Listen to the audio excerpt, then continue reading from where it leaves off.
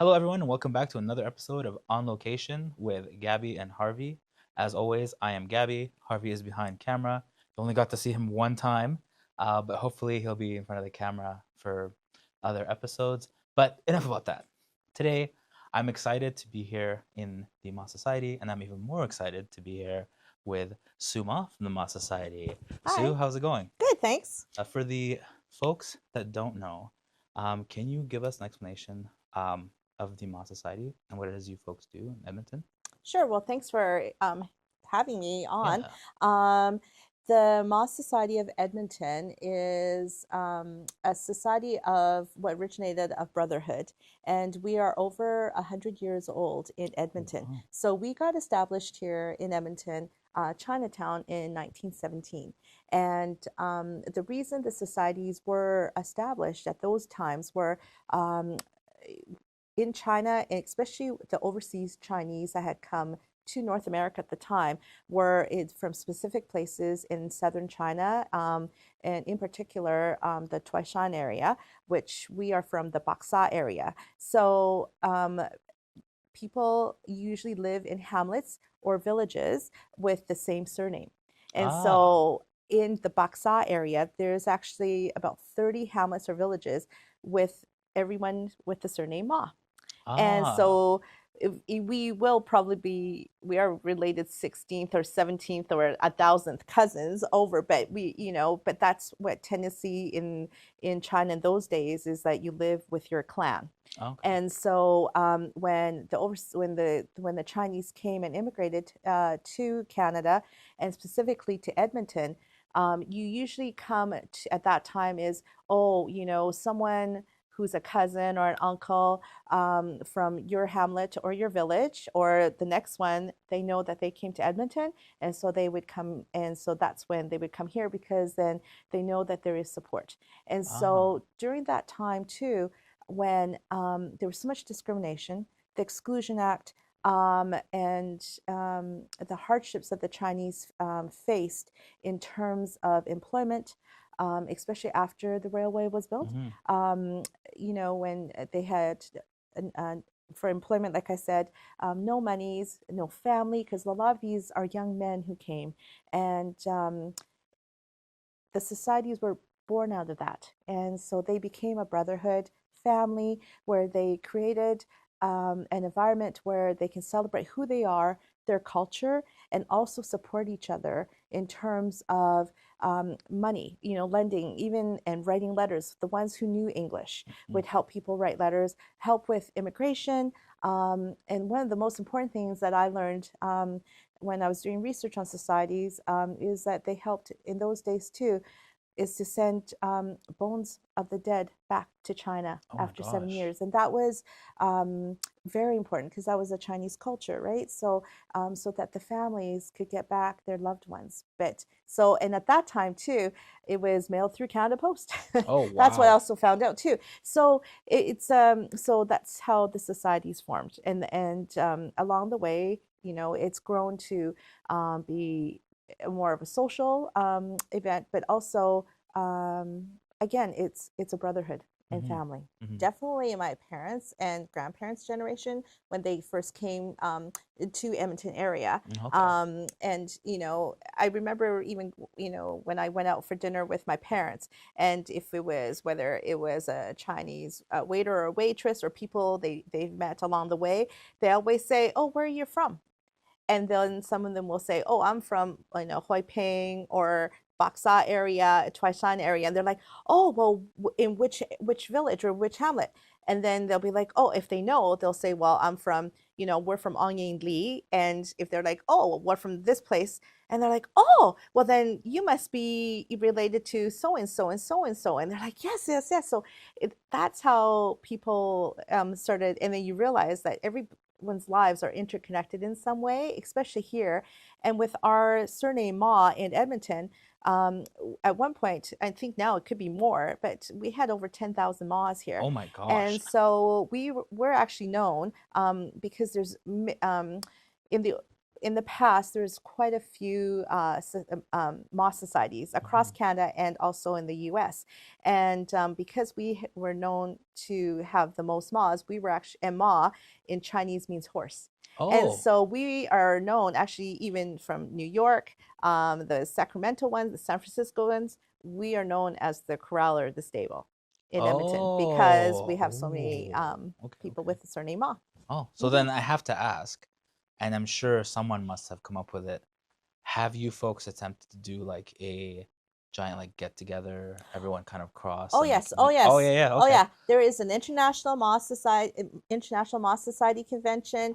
There is a North American Moss Society convention, and there is a Canadian National Moss convention. Unfortunately, eventually it was very popular with the older people.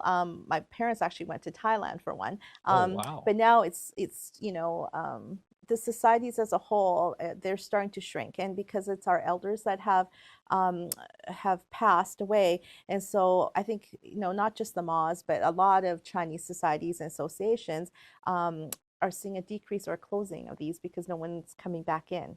And but the Calgary Moz Society actually hosted the national convention last year. And so Oh, we're in Calgary. And so, there's still about 500 that show up. And so it's really cool. So yes, there is. that's still Yeah. quite a number to think about. Like 500 people, Hmm. and you're like, what unites you? And you're like, Ma. Yeah, Like, exactly. It's our name. no, Yeah, that's yeah, that's yeah, amazing. yeah. Our elders are unfortunately slowly passing away. The society as a whole, the original idea of what the society, how it was formed, is no longer, it doesn't exist anymore in terms of helping new immigrants come here. It provided, this is our third building. We had two houses before in Chinatown, and it was also acting as a boarding house for, Oh, okay. new Moss who came, or the young men who worked outside of Edmonton. If they had a day off, they would come in, and so they would board them, feed them, and again, that support. Um, what the immigrants like my grandfather, when they came, they succeeded. They helped us integrate into the Western society. We no longer have to live in Chinatown, the businesses. And so we've all sort of, dispersed into the urban area. Hmm. And so we have a new group of young people that when I say young, um, people like me who are in our late 50s. Oh, I was And about to interject and say, oh, late I 25s. should Yeah, say that's right. 30, Yeah, yeah. but our late 50s and 60s, and we're actually considered the young group. And so, and during COVID, everything was shut down, Hmm. and we wanted to revitalize the society and bring young people in. And so, part of it was renovating at the building here upstairs and provide the history of the Moss Society. But also, we need to start thinking of bringing new blood in, and not just like, and we're thinking younger people, but how can we get younger people in? Hmm. And so I interviewed some of the young Moz, and so some of them said, well, you need a draw to come in. It's again, the idea of the society is originally no longer exists as Mm. in a way. I mean, we're still a clan, we're still family, but besides just our common name, now we need to bring something in. And in the olden days, my parents' age, they would come and play mahjong all day with all groups like of Moz. Like if you go to the Taishan Society, there's seniors there who play once a Oh. week. Um, but now, like all again, the seniors have slowly gone away, and so we thought as a board, one way of getting young people and in the community involved is to have mahjong nights, and that's how it Oh. started last year in April. It was one way to bring people into the community and also realize, like, part of South Chinatown, we're here. We exist, and it's safe to come when you have the lights on, you have people. That just shows that there's still activity here, and so that's how it started. And because of just word of mouth, Mhm. we started getting, like you said, we have now um, like 8 tables that are all running, and we're full to capacity.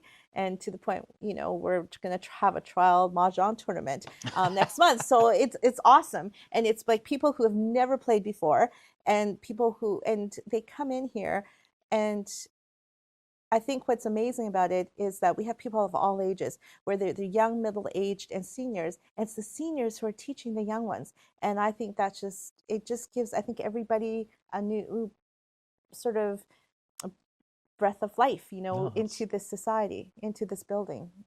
how did you come to kind of work with the society and kind of you're the VP currently of the Hmm. society. Like, how did that kind of come about? And when did you kind of decide that like, yes, this is what I'm gonna do. I'm gonna push the society instead of just kind of come in, enjoy, and be Hmm. more involved, I guess. Well, my father was really involved, and so was my grandfather. And when I was growing up here, I was kind of, my dad never really forced me to join the events or anything like that, but we have like summer barbecues, we have our spring festivals, and I would attend those, but it was never like forced on me. And so just I carried on with my life. And then as my dad slowly, retired out of the society, and this was about 12 years ago, um, that's when I think, and I just realized I don't know very much about Chinese culture or Ah, history. Even though I was born in China, I came here at a very young age, and so I was so busy, I think, being westernized, that I didn't know very much about my history.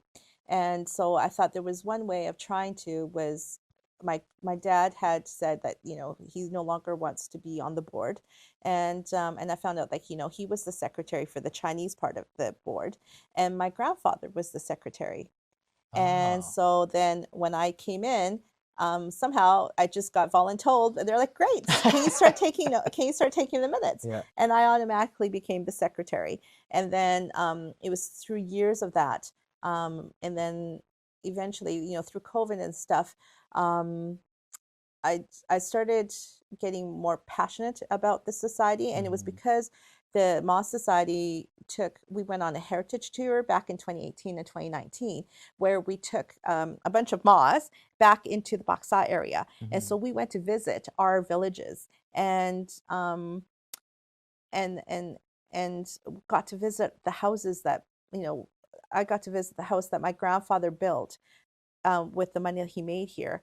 He never actually lived there because in those days, all the immigrants who came, they sent money, right? Oh my And so gosh. then they build the houses. And I mean, he did see, I think maybe once, like, or twice, but in those days, they went back, got married um, to a match made person, most likely, and, fathered children that they never really met. But it was in that era, I mean, at that time, also, and this comes down with the exhibit downstairs as well, and also the renovation of this, is there was a new museum that was opened at the port of where a lot of the Chinese, like my grandfather, left the Toisan area to go to Hong Kong to immigrate to Canada. Hmm. And it really struck a chord with me that I realized um, I don't know very much about the history. And holy cow, the history of the Chinese here in Canada is unreal. And that's what started my more of a seed, I guess, of trying to get the word out. And so yeah, so and the Moss Society as a whole, of Edmonton, we're the only ones actually in all the society of the Moss societies in North America that changed their bylaw to allow women into onto the board. And so Oh, I am like, yeah, so and it started with Winnie Ma, who was the first. And so yeah, and that's how it's evolved. if you were able to give younger you any advice, what would that advice kind of be? But I feel like the answer is going to be, you know, go hang out with your Yeah. elders, learn from them, everything. But to any young folks who are kind of hesitant to kind of, seek out their history, because I feel like we all go through a journey where like, at first we're like young, like I don't care, Yep. it's all about me, and then eventually you're like, okay, hold on, where did I come from? Who am Yeah. I? Like some folks even look at 23andMe to figure out like Yeah. Yeah. geographically what Yeah. you like, and where things happen. But what would you kind of advise? Um, Talk to your mom, talk to your dad if they're still alive, and your aunts or uncles and cousins who know even a little bit, right? And encourage, like, not even your family. If you have friends that have elders. Like they have so much knowledge. Like I am right now because of this of the Mah Society and the project I did downstairs and the heritage tour that I went on twice. I am so privileged to have friends that are in their 80s, and that's the and they're fun, they're funny. Like I would never thought, when I was 20 to have someone that's a friend that maybe now they're in their 50s. Right Hmm. now, I'm in that stage, and I so regret not talking to my parents about certain things. But this was about over 10 years ago, where I got my daughter because I read somewhere you need to start taking history down of Hmm. people, and so I got my daughter to ask a list of questions to both my parents, and that was how actually I was able to do their eulogy, because it was through those questions that we found out about a little bit about their childhood and how they grew up in China and what Oh they my faced. gosh. Yeah. So that's what I encourage you is it will be too late at one point. And so it's one way of getting, if you have kids, to get your kids to talk to their grandparents. Like I go to, if you look at the senior homes, there's so much knowledge there that's just gonna slowly pass and we won't know it. And that's how history will repeat itself, because the bad history is Hmm. because no one knows about the history that people went through, so that it doesn't have to be repeated. Was that a one of the primary motivators for you kind of creating the exhibit and everything? Yes. Ah, Yeah. okay. And Yeah. how was that process, and kind of how did it begin and kind of evolve? So the seed was planted when I was at the heritage tour, but before or just around that time, the board, the Moss Society board, we were trying to figure out how to renovate the top floor. And if I showed you the pictures of the before, yeah, it was very It was, different. yeah. It was like, it's just mishmash of stuff. Like people in those days too, a lot of people owned businesses, and so if they had like a few chairs from the restaurant or from a hotel or motel that they owned, they just put it here, right? And then it stayed there since 1940s and 50s and Oh 60s. my And gosh. we and so because we're nonprofit, it's just how much money do we have.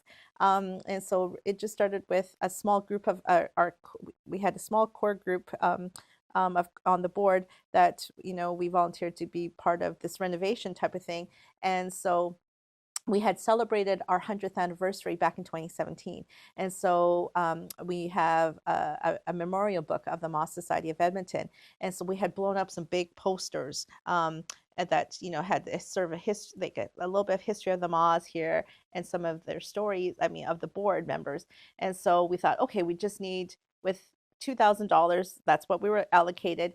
It's enough for for us to buy paint, and what we'll do is we'll just put like a little history across the walls here, and that's about how much money we that's about Ah, that time. And then COVID hit, and so we never got to we met online, but then we're like, okay, we'll have to wait because maybe next month they'll be over, yeah, right? that's All right. that stuff, and then of course it carried on longer. And during that time, one of the board members had just said, "Hey, there's a grant. Would anyone want to try apply for this grant and or some grants?" So I actually looked at it, and because that seed was growing in me of needing to tell the story of these amazing men who Hmm. have come, um, and seeing that museum back in China, it just started, like that had just opened when we were there. Like um, I looked into a provincial grant, and I applied for it, and that was how the idea of Journey of the Horse came about.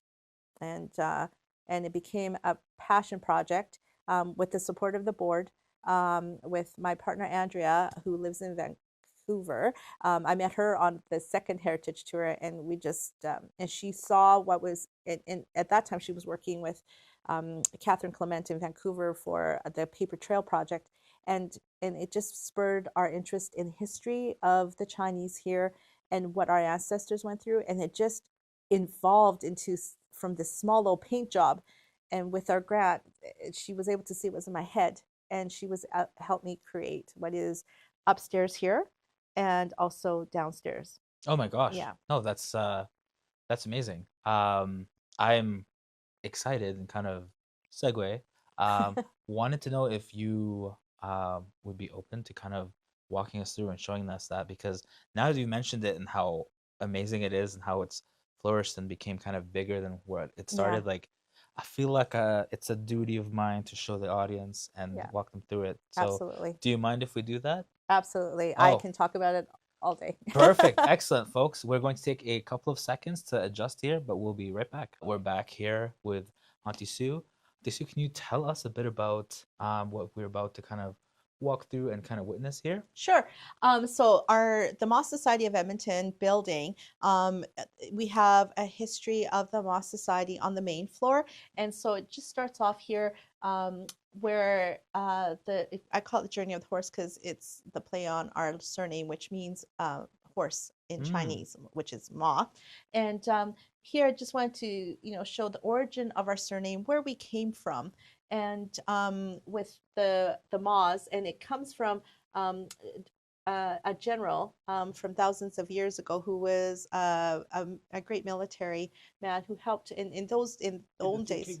Yes, Oh. in the old days, China was divided into quite a few kingdoms, and so he helped a king win over some territory. And Huh. as a reward, the king named General Fubo as Ma Fu, and which means great horseman. Ah, And okay. so then his descendants decided to take the name Ma as a tribute to Oh, him. that's And so we are descendants of General Fubo. And if you go to our ancestral wall where we pay respects, his portrait is there as well. oh my gosh. Yes, and then Yeah. it also tells us where the Toisan, the Baksa Mas, which is mostly the Mas here in Edmonton. And we come from an area in Toisan area in Baksa, and it's from the descendants of General Fubo who moved there and then started the clan. Oh, And okay. so here we blew up a big map, Oh my a gosh. Google map of Baksa, which is Ah, sort of a town, okay. and then Toisan City, and just shows you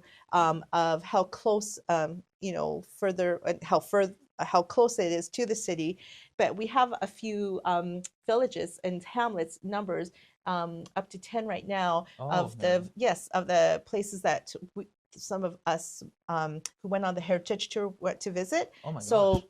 my village is hamlet is number 7, but if you look Oh. at it, it's the structures in the Torsan area.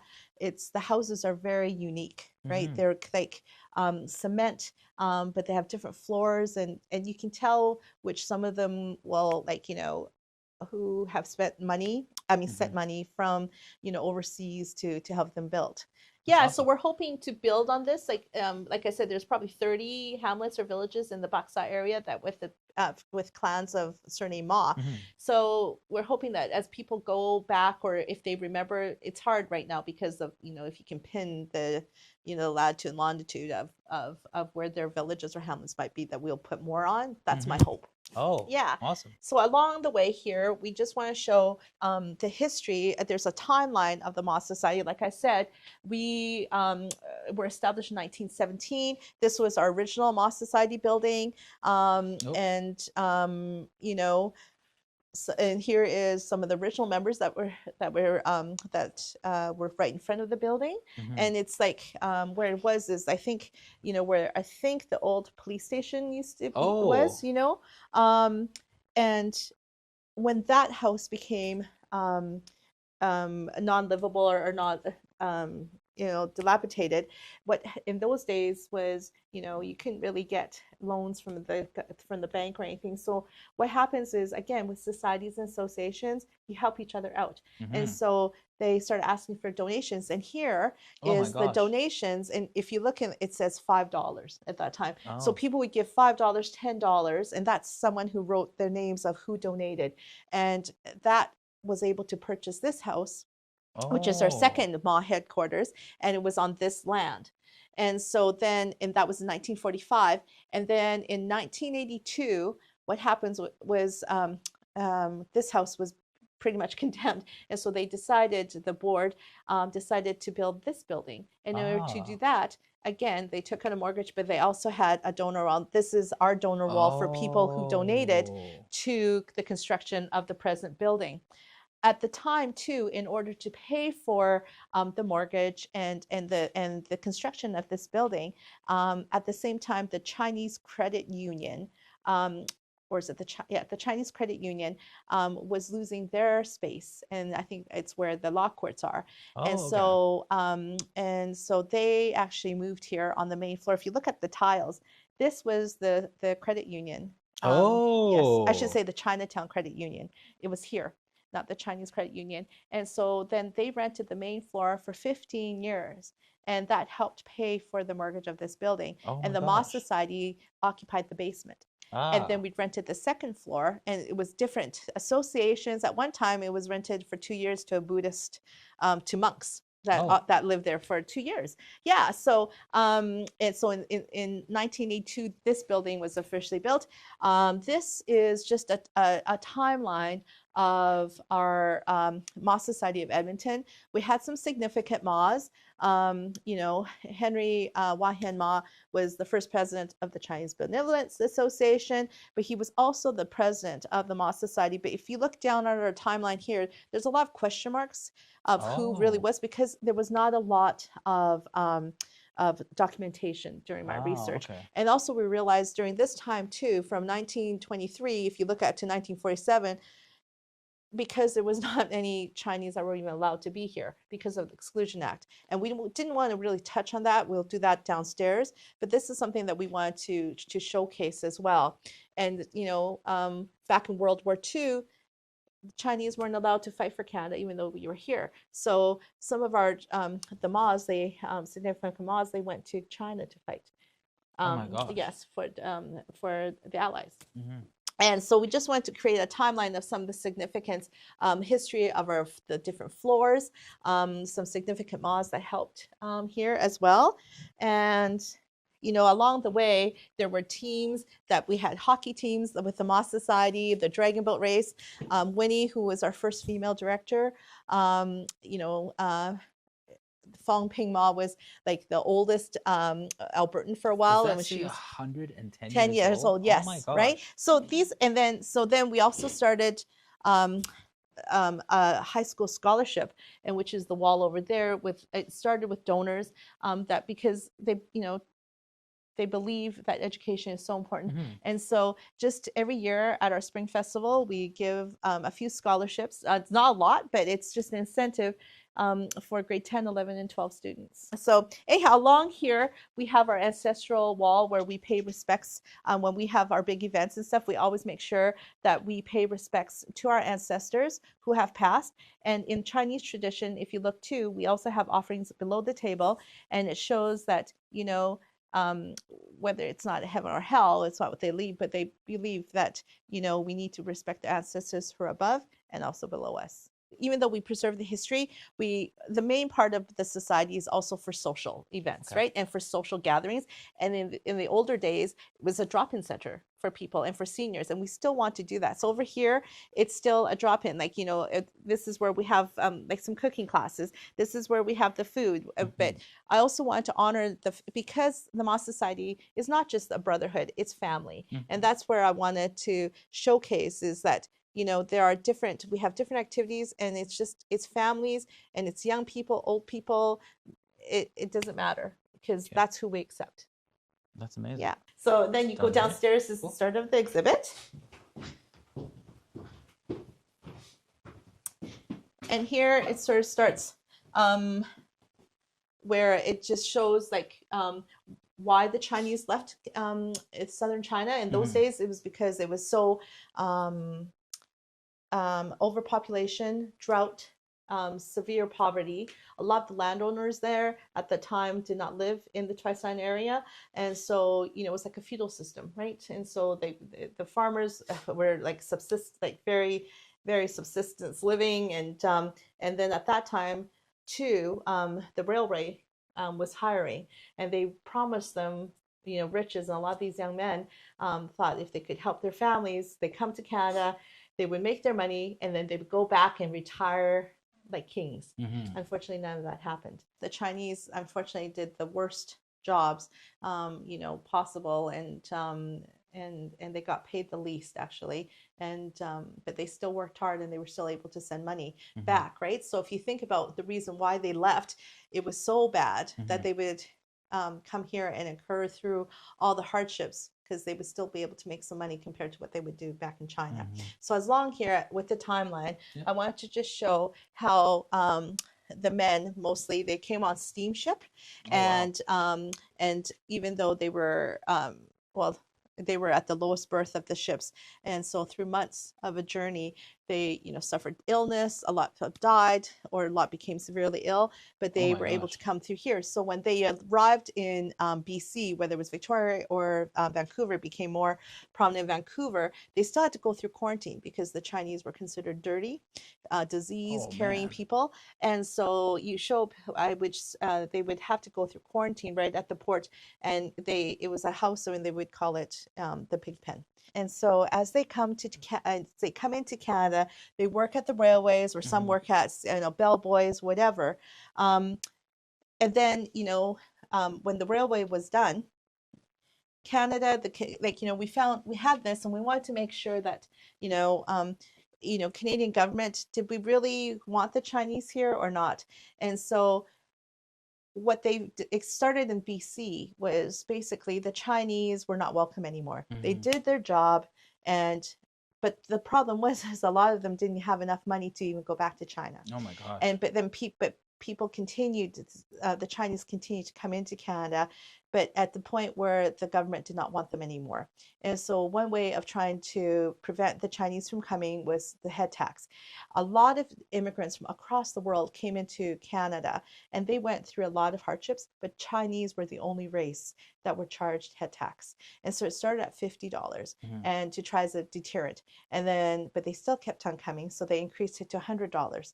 And then they still kept on coming, and so then a year later, they increased it to $500.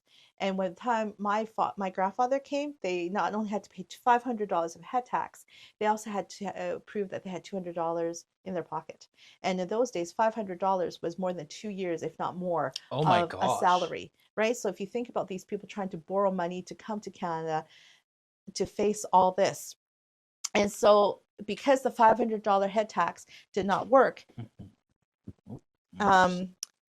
the Canadian government decided we're going to have the Exclusion Act, what's called the Chinese Immigration Act, which the Chinese called the Exclusion Act. So for a period of 25 years, from 1923 to 1947, no Chinese were allowed to come into Canada.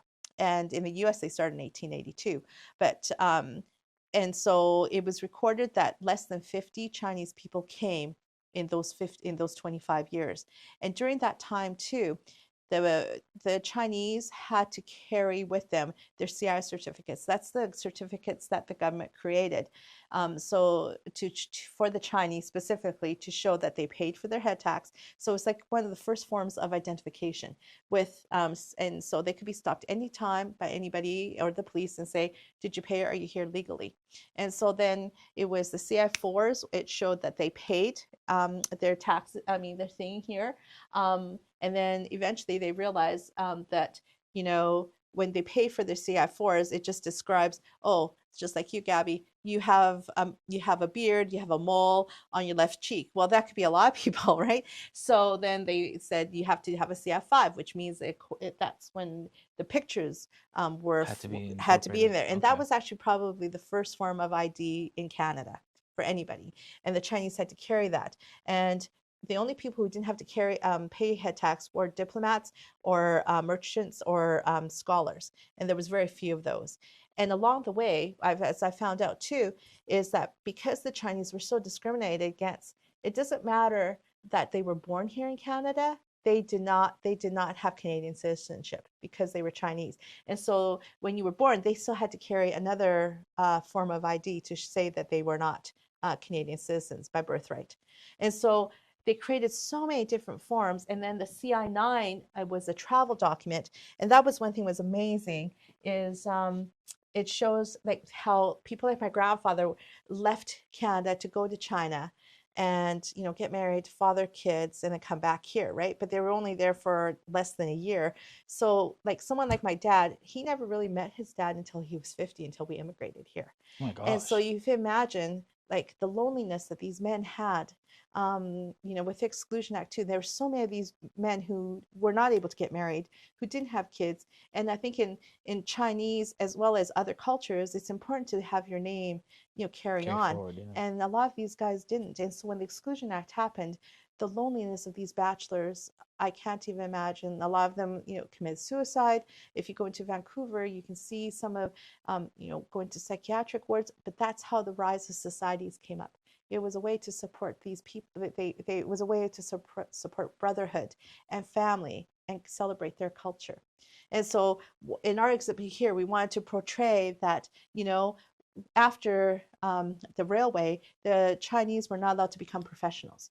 And so the only way that the Chinese here could make money was to open restaurants, a laundromat, um, um, a storefront, and here in Edmonton, our market garden, and where our convention center is, the rivers of Riverdale area, that was all like farmland.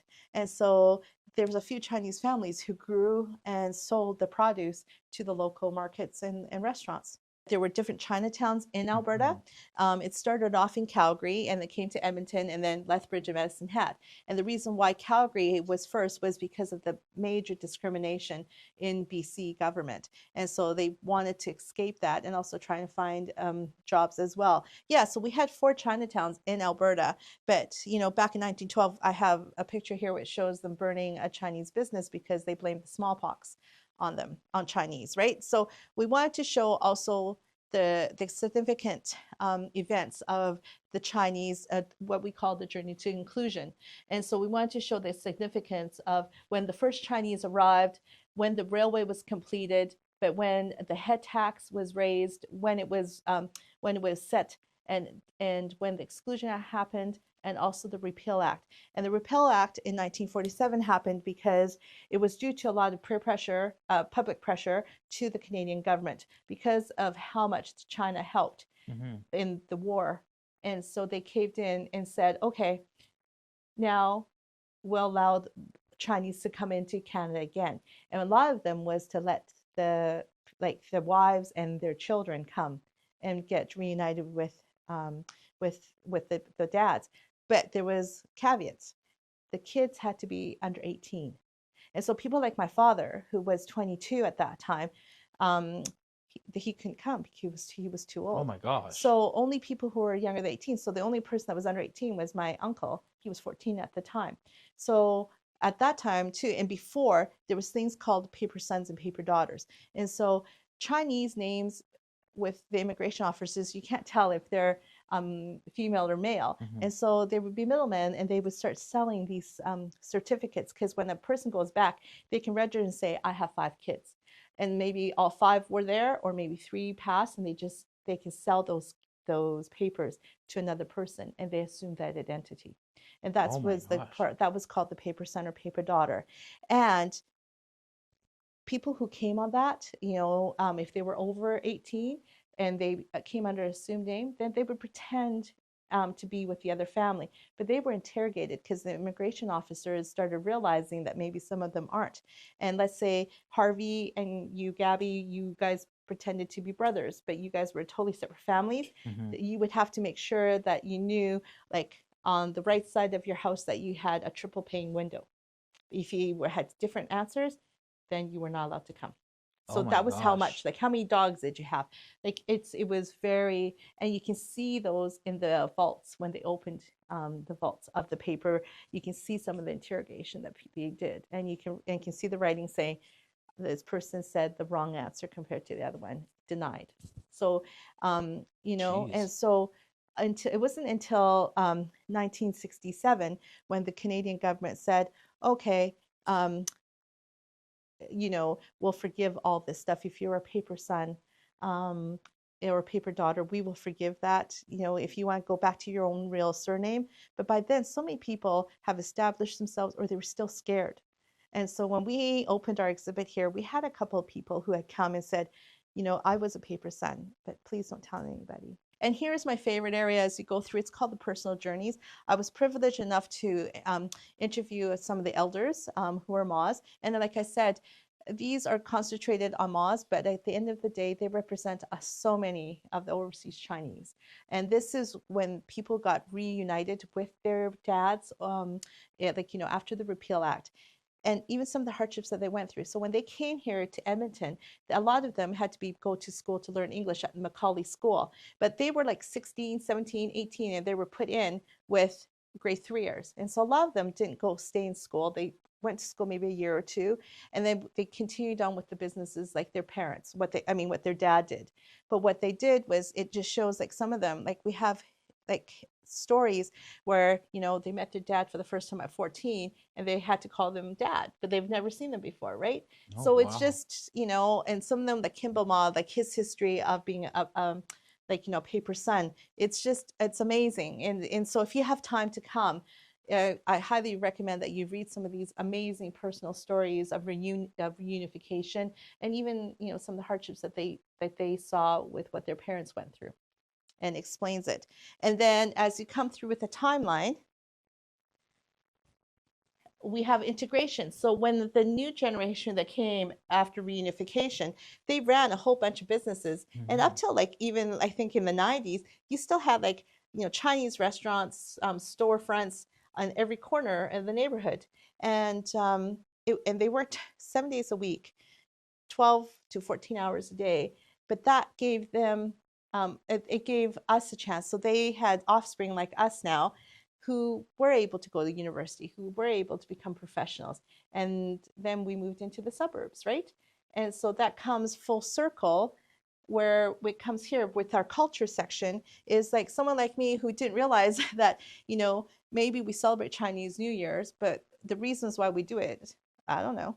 Oh, yeah. Right? You go to a funeral, for a Chinese funeral, you bow 3 times to pay respects to your ancestors. But why do you do that? And so these little cubbies kind of explain certain Chinese cultures that we've lost, certain foods that we eat, why they represent good luck, and the superstitions.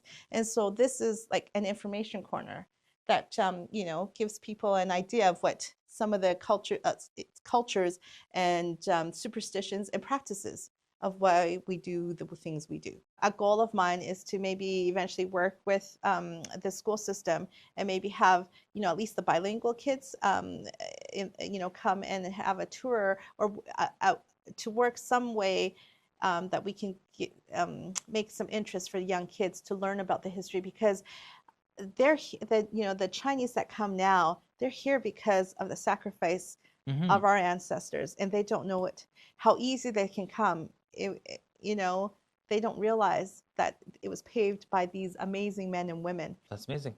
Thank you for having us Thank here you. and opening up to have us go through it and kind of learn. I'm, again, still blown away by what I'm reading, as always. This has been another episode of On Location with Gabby and Harvey. I am Gabby. Harvey's behind the camera. We'll catch you next time.